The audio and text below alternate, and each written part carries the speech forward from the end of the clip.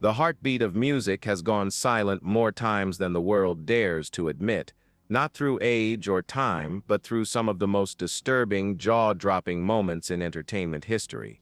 Each loss left behind not just grief, but autopsy files sealed tight, as if the truth itself was too dark for daylight.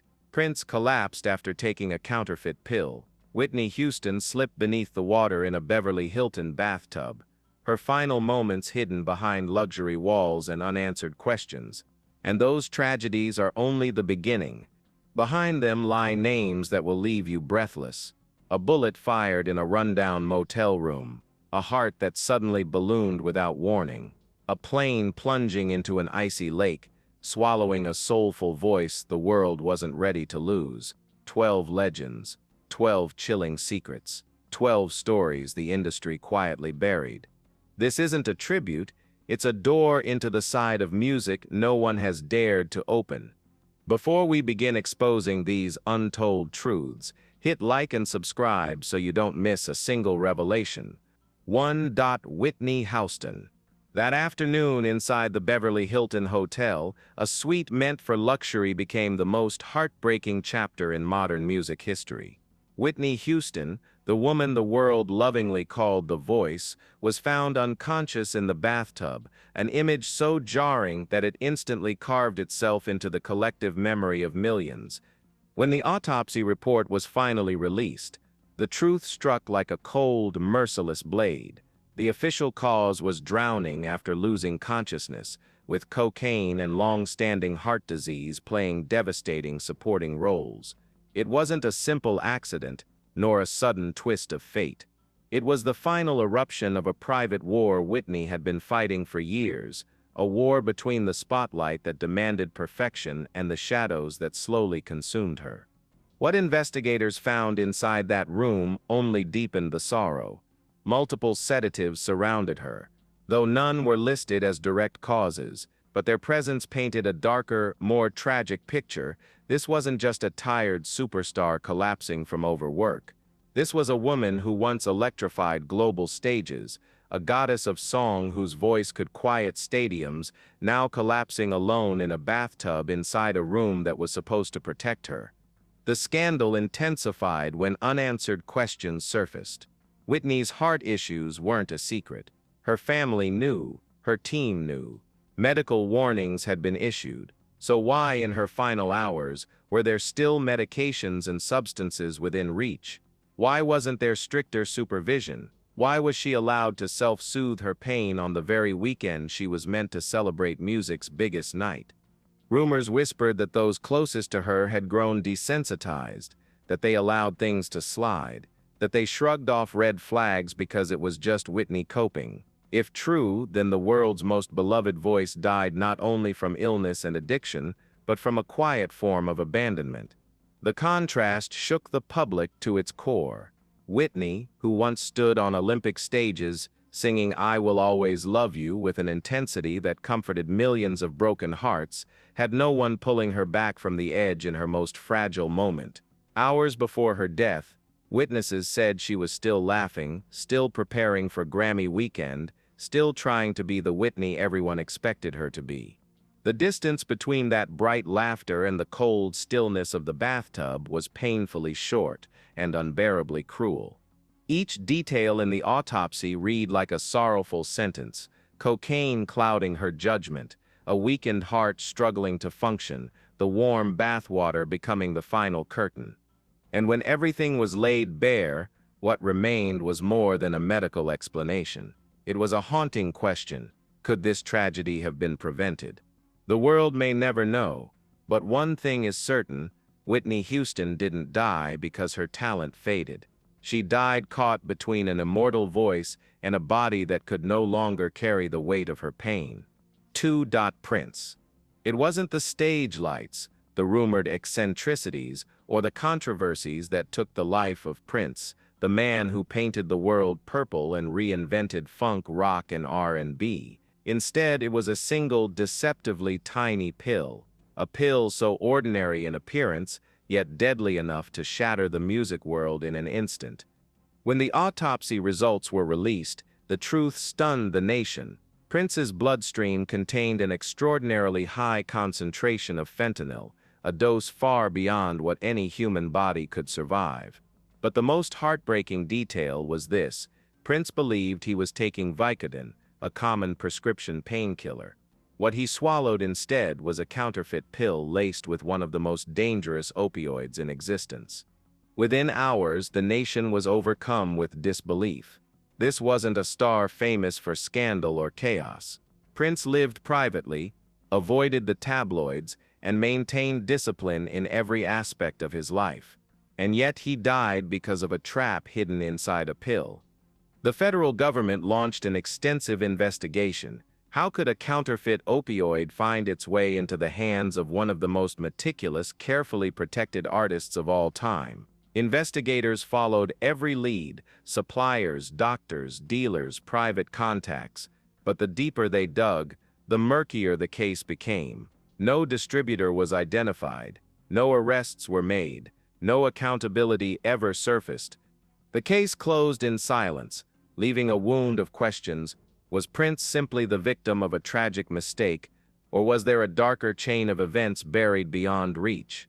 The rumors spread quickly among artists and insiders. For decades, Prince had silently battled hip pain, the unavoidable cost of leaping, spinning, dancing, and performing with superhuman intensity throughout his career. Friends remembered how he winced when walking, how he brushed off concerns, how he believed he could endure anything with just a little help from a pain pill.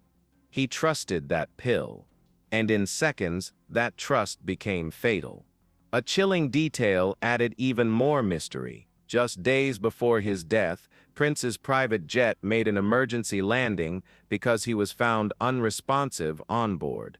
The public was told he was exhausted, but medical reports later revealed he had been given naloxone, an overdose antidote. That revelation ignited a storm. Did he know he had taken fentanyl before? Did he understand the danger? Or did he truly believe until the very end that he was taking a harmless prescription? The cruel irony is unmistakable. Prince, the man who fought record labels, rewrote music ownership laws, changed his own name to break contracts, and demanded control over every beat, every note, every detail, lost everything to a pill he never meant to take. A legend who controlled his entire world could not control the one thing that slipped quietly into his bloodstream. 3. Sam Cooke. On a cold December night in 1964, Los Angeles froze with disbelief. Sam Cooke, the king of soul, the man whose voice could warm winter air, was found dead, not in a glowing arena, not in a world-class studio, but in a cheap, dimly lit motel. It was a place unworthy of his talent, a setting far removed from the glory he had built with his own hands. The autopsy report delivered the truth with brutal simplicity: a gunshot wound to the chest, the single bullet that ended the life of an artist at the very peak of his power. But nothing about his death ever felt simple. From the moment the news broke, the tragedy slipped into the realm of controversy and eventually into legend. According to official testimony, the motel manager, Bertha Franklin, claimed Cooke had burst into the office in a frantic, agitated state, shouting about a woman who had been with him earlier. Feeling threatened, she said she fired in self-defense. That was the version locked into police files: clean, convenient, and quick. But those who knew Sam Cooke, who understood his rising empire and his fierce independence, immediately sensed something was wrong. How could one of the most powerful black entertainers of his era, a man on the brink of complete artistic control, end up dying half-dressed in a rundown motel? Then came the details that made the story explode. Cooke's clothes were missing. His wallet vanished. His personal belongings had disappeared without explanation. If Franklin only shot in fear, then why was everything that identified him gone? Why did the scene look more like a robbery than self-defense? Rumors spread like wildfire. Cooke was set up. Someone lured him into danger. Someone wanted him silenced. Friends in the music community grew furious. They hadn't just lost a golden voice, they had lost a visionary. Cook wasn't merely a singer, he was a trailblazer. One of the few black artists in the 1960s daring enough to establish his own record label, control his songwriting rights, and negotiate contracts that made him financially independent. In an era ruled by powerful executives, that level of autonomy made him extraordinary and threatening. Could his independence have made him a target? Could his growing power have unsettled the wrong people? Fans couldn't ignore the pattern. A successful black entrepreneur suddenly dying under suspicious circumstances, possessions missing, testimonies clashing, and the police shutting the case quickly, almost too quickly. In the years that followed, the mystery only deepened. Friends continued to whisper that the truth had been buried. Fans refused to accept the official explanation, and historians repeatedly pointed out how the circumstances never aligned with simple self-defense. Sam Cooke's death became a shadow that refused to fade. To this day, his name carries two legacies: the soulful revolutionary who sang "A change is gonna come" like a prophecy, and the unsolved question mark of who truly ended his life in that gloomy motel room. What really happened that night remains locked behind silence, and that silence is precisely what turned Sam Cooke's final hours into one of American music's most haunting and enduring mysteries. 4. Michael Jackson.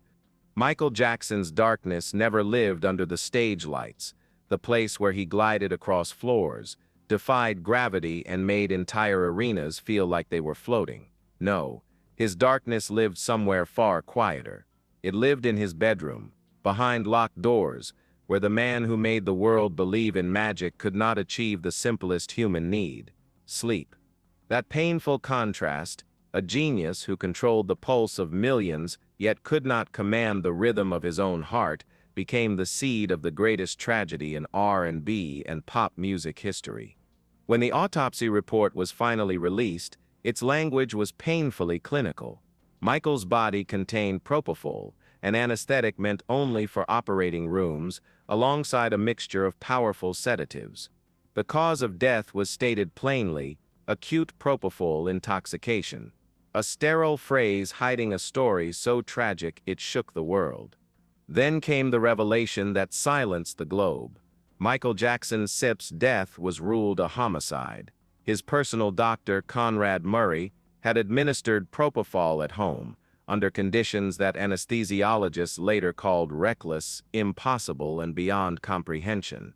Never before had the word homicide been spoken in the same breath as the man who shaped the childhood and dreams of multiple generations. What horrified the public was not just how he died, but what led up to it. Michael had been using propofol almost nightly, believing it was the only way to escape the storm inside his mind long enough to rest. To specialists, the idea was unthinkable. Propofol can silence consciousness, but without hospital monitoring, it can silence breathing just as easily. Yet for Michael it became a refuge, the only thing that could dim the noise of fame, fear, lawsuits, trauma, and the impossible expectations placed upon his shoulders. He once confided a sentence that continues to echo across the years: "I just want to sleep." A simple human need, but from his mouth, it sounded like a desperate plea. Rumors swirled that Michael had grown terrified of the spotlight he once craved. Others whispered of nights where he stood in front of a mirror, hollow-eyed, whispering to his reflection. Those moments weren't captured on concert DVDs or magazine covers. They unfolded in the quiet, where loneliness applauded and no one else could hear. Looking back now, one truth becomes difficult to ignore. Michael Jackson didn't just die from a dose of medication. He died from a system that taught him medicine was the only escape.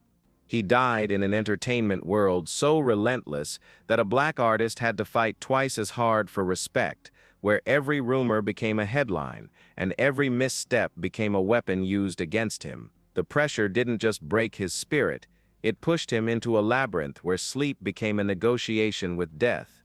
When the autopsy report became public, people didn't just read a medical explanation. They saw the downfall of a legend who broke racial barriers, redefined performance, and taught the world to dream bigger, yet couldn't find a peaceful dream for himself.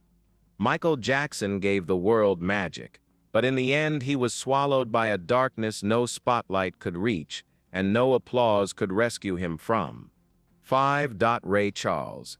In a quiet hospital room in Beverly Hills, Ray Charles, the man whose blind hands once danced across piano keys and melted the world with sound, slipped away in a silence so heavy it felt unreal. The autopsy report delivered the verdict without poetry: liver failure, a liver too damaged and exhausted to keep him alive. A simple conclusion, yet painfully symbolic. A giant whose spirit survived poverty, blindness, and discrimination was ultimately brought down by an organ no one ever saw. That contradiction became the heart of the tragedy. Ray Charles, a man who shattered musical boundaries, blended gospel with R&B, and rewrote the American soundscape with fearless creativity, was undone not by scandal, not by violence, not by chaos, but by a slow, silent decline inside his own body. The pain deepened when rumors began to swirl. Headlines whispered about his past alcohol addiction, hinting that years of struggle had left irreversible scars. Many believed the haze of past habits had finally taken its toll. Yet when the forensic files came out, they revealed no definitive link, no medical proof that alcohol had destroyed his liver. The root cause remained hidden behind shadows, leaving room for speculation and debate. And that ambiguity became fuel for controversy. Admirers refused to accept that an artist who triumphed over so much could be undone by personal choices. Critics, on the other hand, pointed at the facts and muttered, this reckoning was long overdue. For years, the conversation spiraled, not just a discussion of death, but a battle over legacy, resilience, and the lines between human fragility and myth. Then came the detail that still haunts those who knew him in his final days. Ray Charles still tried to record. Family members remembered him sitting at the piano, trembling hands resting on the familiar keys, eyes closed as always, but this time from pain, not focus. His voice, once rich enough to split hearts open, had thinned, yet he pushed through every note as if singing could hold his body together for just a few more moments. It is an image that lingers, a man who had spent his life turning darkness into light, now fighting the darkness inside his own body, refusing to surrender the one place he felt complete. The autopsy confirmed what hope could no longer deny. His liver was irreparably damaged. His body had reached its final measure. But for millions who loved him, the tragedy wasn't the medical data, it was the heartbreaking irony. A man who conquered blindness, hardship, and prejudice, who climbed to artistic immortality, was ultimately defeated by a quiet, unseen failure within himself. And that truth, soft and silent as it was, shook the world because it revealed something we rarely admit: even legends bleed. Even legends break. Even legends are fragile. 6. Alaya. The small plane that lifted off from the Bahamas that day carried far more than luggage, cameras, and film equipment. It carried a destiny. On board was Aaliyah, 22 years old, glowing at the peak of her career, standing at the doorway of a new era in music and Hollywood. But just moments after takeoff, the aircraft plunged to the ground, and a rising star became a heartbreaking symbol of dreams stolen too soon. When the investigation results were released, the nation was stunned. The plane had exceeded its weight limit. The pilot lacked full certification, and when his toxicology report came back, traces of alcohol and cocaine were found. It was a catastrophic chain of oversights, as though every safety net had failed at the exact same moment, transforming negligence into tragedy. Fans grieved not only because Aaliyah died young, but because her death felt senseless, the result of chaos, pressure, and poor decisions made behind the scenes, far from the glamour of her art. What deepened the sorrow was a chilling rumor that refused to fade. Several witnesses claimed Aaliyah was uneasy before boarding. Some even said she didn't want to get on the plane at all, but deadlines were looming. Her team was rushing. The brutal pace of show business pushed her forward before she could step back. It wasn't just a travel choice. It was a life or death decision influenced by those around her. Aaliyah's passing became one of the most devastating cultural shocks of the early 2000s. She wasn't only an R&B princess, she was a style icon, a trailblazer, a future movie star ready to join the Matrix franchise and other major films. She had the voice, the look, the charisma, the rare combination that promised a legendary career. To lose her in an accident that could have been prevented felt like a wound that would never fully heal. The image of that shattered plane against the pure Caribbean sky remains one of the most haunting contrasts, a soft, angelic voice silenced by violent wreckage. And for millions, the pain lies not just in losing Aaliyah, but in knowing she didn't lose her future to time, she lost it to avoidable mistakes, made in moments that should have protected her but didn't. 7. Marvin Gaye. One day before his 45th birthday, Marvin Gaye, the man whose voice bled soul, R&B, and raw human truth, collapsed not on a stage, not before adoring fans, but inside the very home where he once poured out timeless love songs. A place that had been a sanctuary of creativity became the site of one of music's most heartbreaking tragedies. The autopsy report delivered its conclusion with chilling clarity: multiple gunshot wounds, fatal instantly. The coroner stated flatly, there was no chance. But what shattered the world was not simply the violence, it was the identity of the shooter. His own father. The Gaye family home, once a spiritual refuge where Marvin explored his deepest emotions, instantly transformed into a crime scene soaked in shock and sorrow. Reverend Marvin Gaye Sr., known for his strictness and volatile temper, had harbored deep wounds and long-standing conflict with his son. Yet no one imagined that simmering tension could erupt into patricide, and certainly not in front of Marvin's mother. As investigators examined the scene, an even harsher truth emerged. The bullet had torn through Marvin's heart, ending the life of a man who once sang for peace, compassion, and understanding with just a single shot. The irony was brutal. The public soon learned the conflict had been burning beneath the surface for years. Money issues, Marvin's depression, and the overwhelming pressure of a declining career had created a suffocating atmosphere inside the house. He had moved back in with his parents seeking stability after years of debt, emotional turmoil, and exhausted hope. But stability never came. Those close to Marvin recalled a chilling confession he once made. "My father will kill me." At the time, it sounded like a metaphor, a reflection of their tense relationship. But after that fateful day, the words rang like prophecy.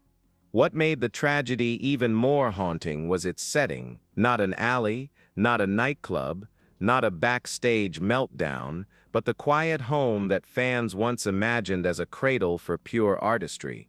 In a single moment, it became the embodiment of devastation. The paradox was impossible to ignore. Marvin Gaye, the man who pleaded, "What's going on?" to ask the world for understanding, was taken by the very violence he spent his life condemning. The autopsy didn't just confirm death. It exposed the deep fractures of a family broken long before the bullet was fired. The wounds on Marvin's body were not only physical, they were the final marks of decades of unresolved pain. Marvin Gaye did not die under the spotlight. He did not fall in triumph or decadence. He died beneath the barrel of a gun held by the very man who brought him into the world, turning a legend's homecoming into one of the darkest chapters in music history. 8. Rick James. Rick James didn't take his final bow under blazing stage lights or to the roar of a wild crowd. His story ended instead in the cold precision of an autopsy report, one that rippled through Hollywood like a thunderbolt. The official cause of death was listed as heart failure. Simple, clinical, but the line that followed froze the public in disbelief. Inside his bloodstream, medical examiners found not one, not two, but 9 different substances: cocaine, methamphetamine, Xanax, Valium, Vicodin, marijuana, citalopram, and more. A chaotic cocktail that doctors immediately recognized as a deadly mix, the kind of combination no human heart could battle for long. The press pounced quickly, calling it a party gone too far, while fans struggled to reconcile the truth with the legend they adored. The drama surged because of a painful paradox. The coroner did not rule the death an overdose. They wrote heart failure. Yet they also acknowledged an undeniable reality. Rick James's heart had been forced to fight a war against a storm of chemicals. It hadn't stood a chance. This dizzying pileup of substances turned his autopsy into one of the most shocking documents in R&B history. It peeled back the final layer of a man who spent decades shouting his super freak identity to the world, a star who lived loudly, unapologetically, and dangerously. Behind the scenes, whispers swept through showbiz circles. Rick James didn't merely live fast, he scorched through life like a meteor. Stories resurfaced about nights that never ended, rooms filled with haze, laughter, adrenaline, and champagne. Friends remembered him boasting that his body could take any hit, any high, as if he believed he was carved from something stronger than flesh. But the autopsy report shattered that myth. Even Rick James, the symbol of untamed rebellion, the architect of funk chaos, was not immune to mortality. What disturbed the public most was the nature of the substances. Not all were recreational. Some were stimulants meant to spark the body into overdrive. Others were sedatives designed to force it into calm. Some dulled pain. Others numbed emotion. It was as if his blood had become a battleground of contradictions. Pleasure fighting pain, peace battling restlessness, escape clashing with exhaustion. This was no longer just a story about a party star. It became a portrait of a man pulled between extremes, between public bravado and private turmoil.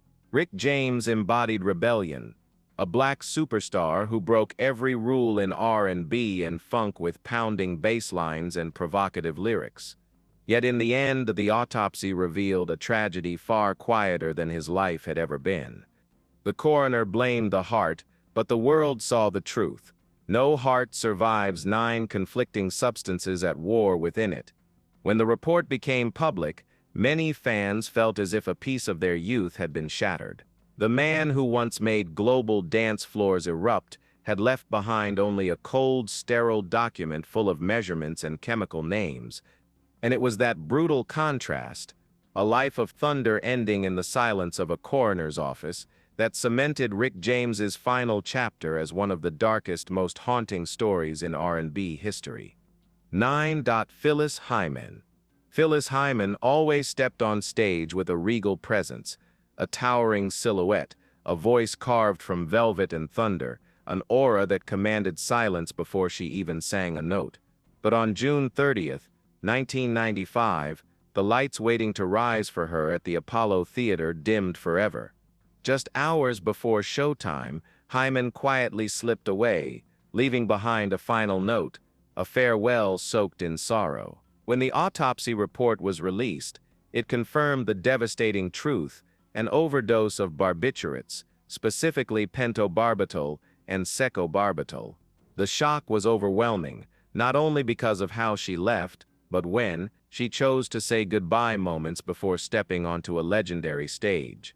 With fans lining up outside, eager to hear the voice that had once soothed their pain. A woman who lived to sing for others chose absolute silence on a night built for music. Rumors spread almost instantly. Friends whispered about debts, a trail of broken relationships, and a depression that had shadowed her for years. Her career's roller coaster highs and lows had worn her down, leaving her feeling locked in a cycle she couldn't escape. Some closest to her said her decision wasn't sudden, it was the final chapter of a long internal struggle. What fans can never forget is the farewell note she left behind. It carried gratitude, but also a bone-deep exhaustion, as if she had been fighting a war no one saw. In interviews, she had said softly, "I'm tired, At the time, people thought it was just a fleeting expression. Now they understood it was a cry from a soul fading in slow motion. The Apollo Theater, where her voice was meant to soar, where applause should have thundered, became instead a haunting symbol of absence. That night, the audience didn't receive a show. They received the news of a loss so heavy it silenced even the loudest hearts. And it was that contrast, the brilliance of the stage against the darkness she carried inside, that turned Phyllis Hyman's final chapter into one of the most heartbreaking stories in R&B history. 10.Otis Reading. Every morning, the engine roared through the freezing Wisconsin fog, but on December 10, 1967, that roar collapsed into sudden silence. The small plane carrying Otis Redding and members of his band, the Bar-Kays, fell from the sky and plunged into an icy lake, sealing one of the most heartbreaking chapters in American music history. Just minutes earlier, the cabin had been filled with laughter. The musicians were excited, talking about their upcoming performance, unaware that the next few moments would be their last. Moments later, the cold, merciless water swallowed one of the most soulful voices R&B had ever known. The investigation report offered no comfort. There was no clear mechanical failure, no confirmed pilot error. The ambiguity itself became a ghost, a haunting silence that left more questions than answers. It turned the tragedy into a puzzle that has lingered for decades, with no piece that fits cleanly. People began calling it the fateful flight, not because it was simply unexpected, but because it struck at the very peak of Otis Redding's career, just weeks after he recorded Sittin' on the Dock of the Bay, a song filled with haunting melancholy and quiet reflection. The cruel irony, that very song became his first posthumous hit. It topped charts and touched souls, but Otis was no longer here to witness the triumph he had spent years chasing. Rumors soon filled the void left by the unclear report. Some insisted the plane was not suited to fly in hostile winter weather. Others whispered that Otis, eager and impatient, pushed the crew to take off despite warnings. No one ever confirmed the truth. The gaps in the official findings left enough darkness for theories to grow endlessly. When the wreckage was finally pulled from the frozen lake, it resembled shattered musical notes, pieces of a melody abruptly cut short. 8 people had been aboard. Only one band member survived. His trembling recollections became the only window into those final moments. He recalled a violent shake, the engine's roar vanishing into silence, and then a plunge into darkness colder than anything he had ever known. Music had carried Otis and his band to legendary heights, but the autopsy reports revealed something far different, a harsh reminder that behind fame lay vulnerability, exhaustion, and the risks no audience ever sees. Each name lost that day told a story, not just of death, but of the fragile humanity behind the spotlight. These autopsies were more than medical documents. They were painful reminders that these black artists fought private battles even as they lit the world with their voices. Their losses make us shudder, but their legacies make us bow our heads in gratitude. They didn't just sing, they lived fiercely, fought bravely, and paid a price that left echoes still heard today. 11. Billie Holiday. Billie Holiday did not collapse under stage lights or before thunderous applause. She died in a cold hospital room where harsh white bulbs replaced spotlights and silence replaced ovations. In 1959, she was admitted with severe liver failure. The autopsy would later state it plainly, cirrhosis, but the death of Lady Day was never just the story of a failing organ. It was the story of a society that failed her. Even on her deathbed, Billie Holiday faced a cruelty no artist should endure. Witnesses still recount the shocking scene: Billie lying weak, barely breathing, an IV drip clinging to her arm, while police officers stood guard outside her room like she was a criminal, not a dying woman. Reports revealed something even more disturbing. Authorities searched her hospital bed and claimed they found a package of illicit substances. Instead of receiving compassion, Billie Holiday spent her final days treated like evidence. A national treasure, reduced to a suspect. Friends later said she was treated as if she were disposable, denied full access to pain medication because doctors hesitated. They debated, coldly and clinically, whether they were saving a patient or enabling an addict. In that hesitation, humanity was lost. This coldness transformed her passing into something far deeper than illness. It became a social tragedy, a mirror reflecting how harshly the era judged black artists, especially those entangled in addiction. Prejudice, not disease, drew the final line. The bitter irony was almost poetic in its cruelty. Billie Holiday spent her life singing the wounds of her people. Loss, injustice, suffering layered into every note. Strange Fruit shook the nation for daring to expose horrors that many wanted buried. But in the end, her mighty voice was silenced not by music, but by isolation, scrutiny, and a society unwilling to show mercy. Fans will never forget the final humiliation. Billie Holiday, one of the most iconic voices of the 20th century, dying with handcuffs on her wrist because the police insisted she remained a suspect. That image, Lady Day restrained in her final moments, became a permanent indictment of how America treated its black artists, not as legends, not as humans, but as problems to be controlled, even as they took their last breath. 1-2. Vesta Williams.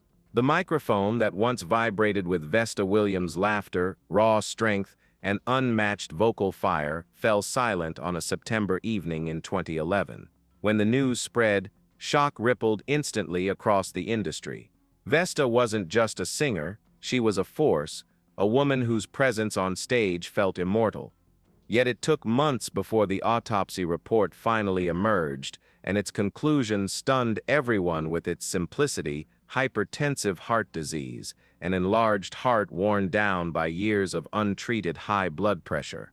A natural cause, but a painful paradox for a performer known for her boundless energy and electrifying resilience. That long period of silence before the report became fertile ground for rumors. Fans speculated wildly. Many were convinced drugs must have been involved, not because there was proof, but because Vesta had always presented herself as someone who lived boldly, passionately, intensely. The delay only fed suspicion. What was being hidden? Why was it taking so long? But when the results arrived, the truth spoke clearly. No drugs, no toxic traces, just a heart that had been fighting a long, losing battle. It was a bitter reminder of a reality too many black artists face: grueling schedules, financial strain, emotional pressure, and the constant demand to deliver perfection, all while ignoring quiet signals of danger from their own bodies.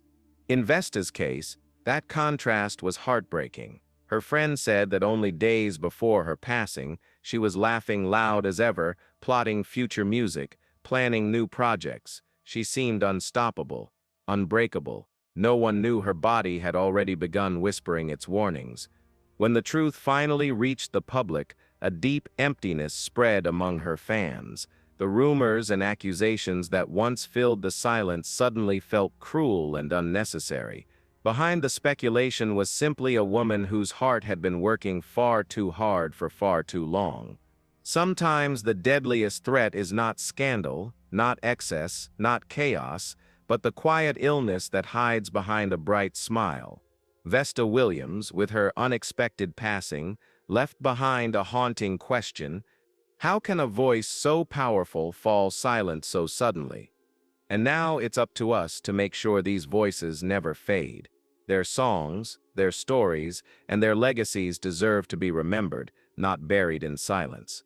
If any part of this video touched you, let us know in the comments. We'd love to hear your thoughts, your memories, and your feelings. Your voice helps keep their flame alive. Before you go, don't forget to like this video, subscribe, and turn on the notification bell so you never miss our daily explorations into the hidden corners of music history. Every click helps us bring more untold stories to light. Thank you for staying with us all the way to the end. If you enjoyed this journey, Be sure to check out the other videos now appearing on your screen, some of our most popular and most eye-opening deep dives. See you in the next video.